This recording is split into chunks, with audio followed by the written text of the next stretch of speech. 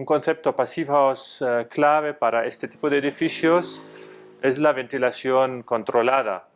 Aquí vemos una máquina que garantiza esta ventilación controlada. Como hemos visto que son edificios donde las infiltraciones son muy mínimas, es muy aconsejable trabajar con este tipo de máquinas. ¿Cómo funciona?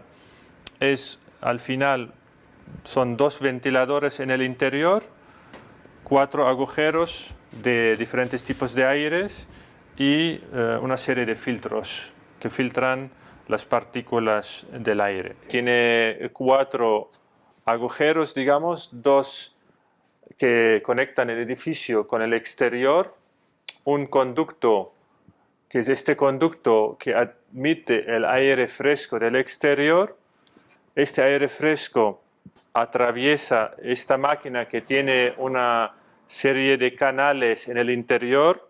Estos canales, pues la mitad de los canales pasa el aire fresco, frío en invierno, hacia el interior, y la otra mitad de estos canales, de estos conductos, vienen el aire viciado del interior, o sea, de cocinas y baños, y atraviesa también esta máquina. Por lo tanto, conseguimos no una mezcla física de estos dos flujos de aire, sino que la energía, digamos, el calor del aire viciado pasa al aire fresco, frío del exterior del edificio. Por lo tanto, hay una recuperación de calor. Estos conceptos son muy interesantes cuando más extremo es el salto térmico entre interior y exterior.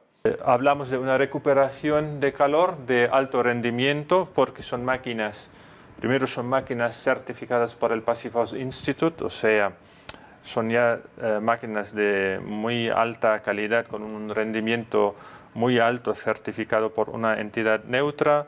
Los rendimientos, aquí hablamos de un rendimiento del 90% más o menos, y por lo tanto una pieza clave en el balance energético Passive House. Seguramente para llegar a este bajo consumo energético, incluso en un clima cálido como por ejemplo en Barcelona, sería imprescindible trabajar con este tipo de máquinas. Cuando tenemos un clima muy frío o bien muy cálido, pues podemos tener una recuperación importante para o bien evitar un aire acondicionado o minimizar las instalaciones de calor. Cuando el clima es lo que se llama el happy clima, o sea, un clima como Lisabón o del Caribe, donde los saltos térmicos son muy pequeños, puede ser que esta máquina no tenga sentido instalarla, que se podría regular la ventilación de otro modo. Pero en la mayoría de los casos en España o en un clima cálido es muy interesante, o por no decir casi imposible, llegar a Passive House sin estas máquinas.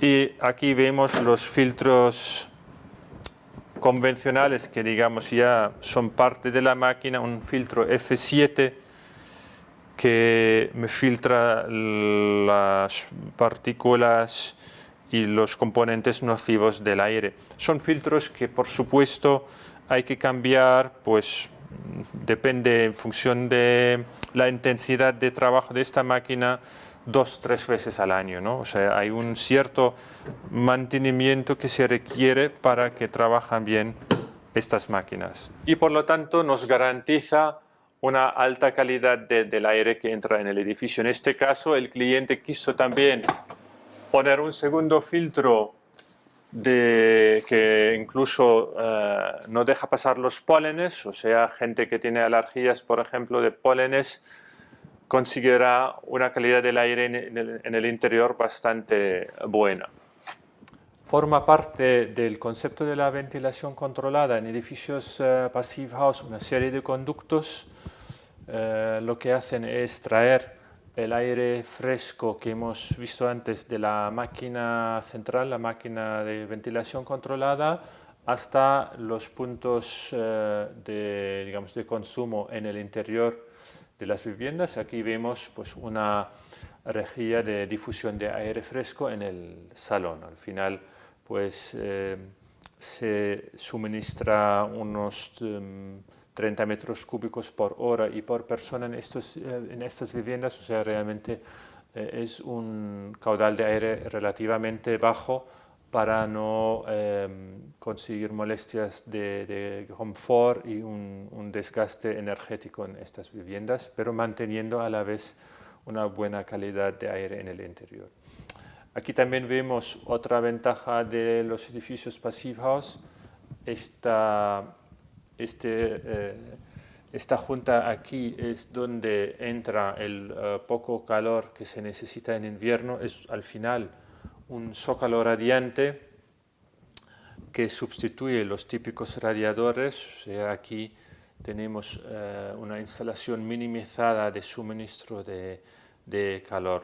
Son viviendas que requieren una instalación de 1 kilovatio, 1,5, máximo 2 kilovatios de potencia de radiadores, por lo tanto podemos encontrar soluciones menos presentes como en edificios convencionales.